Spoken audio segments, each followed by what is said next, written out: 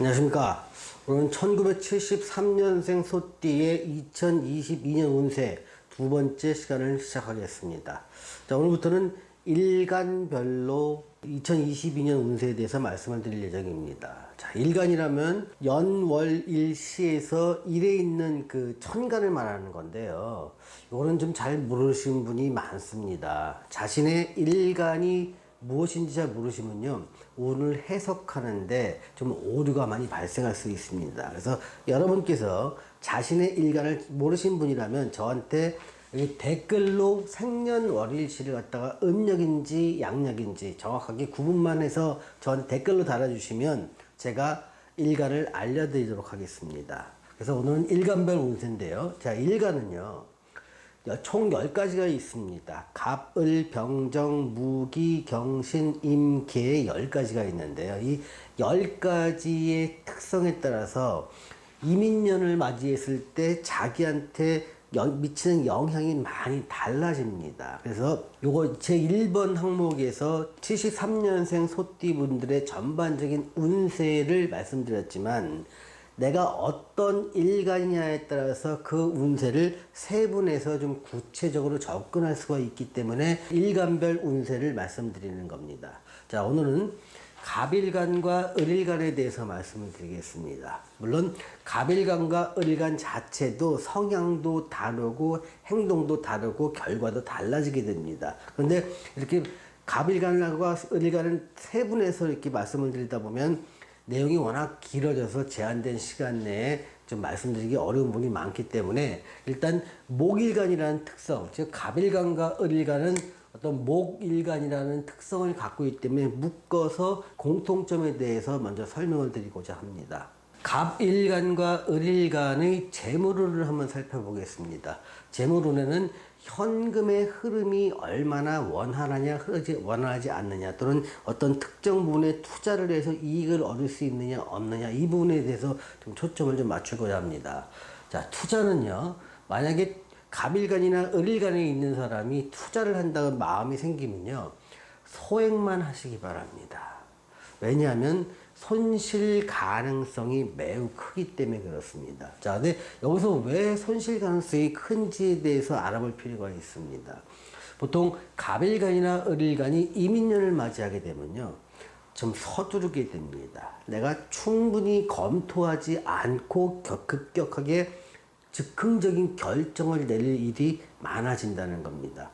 그 자리에서 오케이 하고 돌아섰는데 한 2, 3일 뒤에 생각해 보니까 내가 왜 이런 결정을 했지? 이거 하면 안 되는데, 좀 후회할 만한 급한 결정을 할 가능성이 매우 높은 시기가 2022년에 갑일간이나 을일간이 겪는 이런 상황입니다. 그러다 보니까 갑자기 준비되지 않은 것을 과감하게 투자하거나 투자를 결정하는 일이 많아지게 되고, 그에 따라 손실 가능성이 매우 클 수 있는 시기이기 때문에 투자는 소액만 아주 신중하게 하기를 권하는 겁니다. 또 이거의 투자는 무슨 주식이나 아니면 다른 비트코인이나 현금성 투자를 말하는 거고요.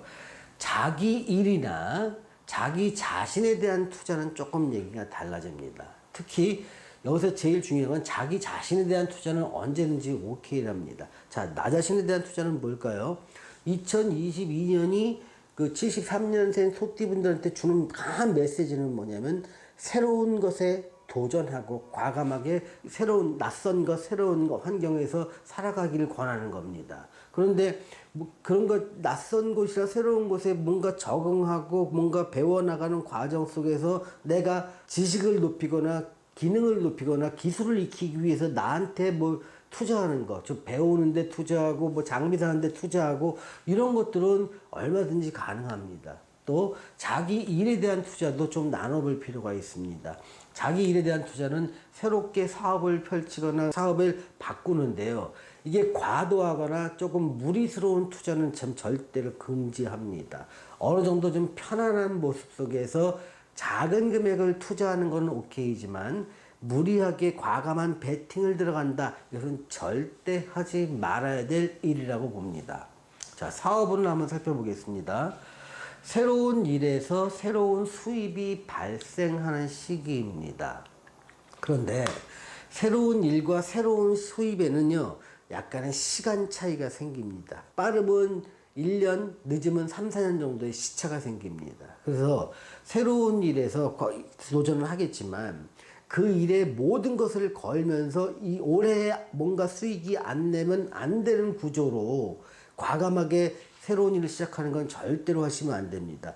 그 일은 시작하되 그 일에서 수익이 나는 시기는 또 수익의 일부 있지만 안정적인 수익으로 돌아올 시기는 적어도 3년 정도의 시간이 걸릴 수 있다는 점을 반드시 염두에 두셔야 됩니다. 그래서 새로운 일을 시작하되 그 일에서 내가 어느 정도 안정적인 수입을 얻기까지는 짧게는 2년, 길게는 3, 4년 정도 걸릴 수 있다는 걸 염두에 두고 새로운 일에서 새로운 수익이 발생한다는 걸 이해하시면 됩니다. 그래서 큰 돈을 갖다가 한 번에 투자하는 거 절대 하시면 안 되고요. 또 자기의 노력이나 자기의 실력을 업그레이드하거나 기술을 이끌기 위한 투자는 얼마든지 오케이다라고 말씀을 드립니다.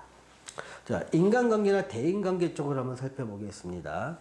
기존의 인간관계는 집착하지 마십시오. 거기서는 새로운 뭔가 일거리가 없습니다. 근데 새롭게 맺어진 인간관계라면 점점점 발전 가능성이 큽니다. 또 요 시기에는 그 부부들이 이제 50대에 들어가면서부터 부부간의 갈등이 표면화될 수 있습니다. 그동안 참고 참았던 이런 갈등이 이제는 표면화되고 그것들 어떤 갈등의 문제를 이제는 끝까지 끌고 가는 게 아니라 해소시키려는 노력이 있어서 부부간의 어떤 그 갈등 같은 것이 표면화되면서 뭐 별거를 하거나 이혼할 가능성도 매우 높아집니다. 여러분이 부부간의 갈등을 좀 약화시키고 또 부부 관계를 유지하고 싶다면요, 여러분의 언행을 좀 자제할 필요가 있습니다. 내가 느끼는 감정을 순화해서 표현하고요. 10마디 할 걸 한두 마디만 표현하는 정도로 한다면 유지될 수 있지만 내 감정에 익숙하고 쌓였던 것을 한 번에 드러낸다면 부부간의 관계를 유지하는 건 상당히 어려운 시기가 됩니다.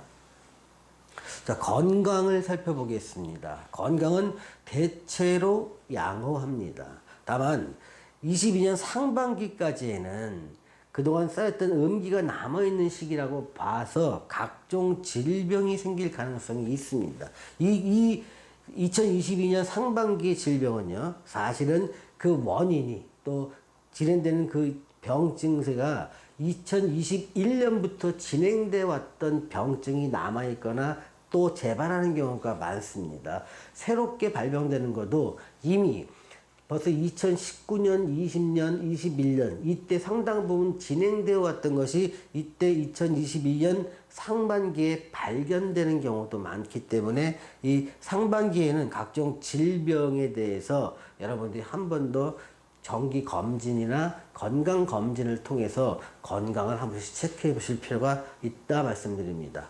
자, 2022년에 73년생 소띠한테 드리는 조언은요, 성급한 투자는 하지 마시라는 겁니다. 여러 번 말씀드립니다. 또 성급하고 과감한 투자 매우 위험합니다. 또 타인의 권유에 의한 투자, 내가 잘 모르는데 누군가 했더니 매우 좋대더라, 매우 대박난대더라, 이거 절대로 따라 하시면 안 되는 시기입니다. 또 돈 거래에서 뭐 누가 산부이자를 준다더라, 뭐 이거는 확실한 사업이니까 이거에 투자하면 큰 돈을 번다, 이런 유혹에 현혹될 수 있는 시기이기 때문에 말씀드립니다. 이때 절대로 이런 것에 과감한 투자하는 것 하시면 안 된다는 점 다시 한번 말씀드립니다. 자, 오늘은 1973년생 소띠의 갑일간과 을일간의 운세에 대해서 말씀드렸습니다. 시청해주신 여러분 감사합니다.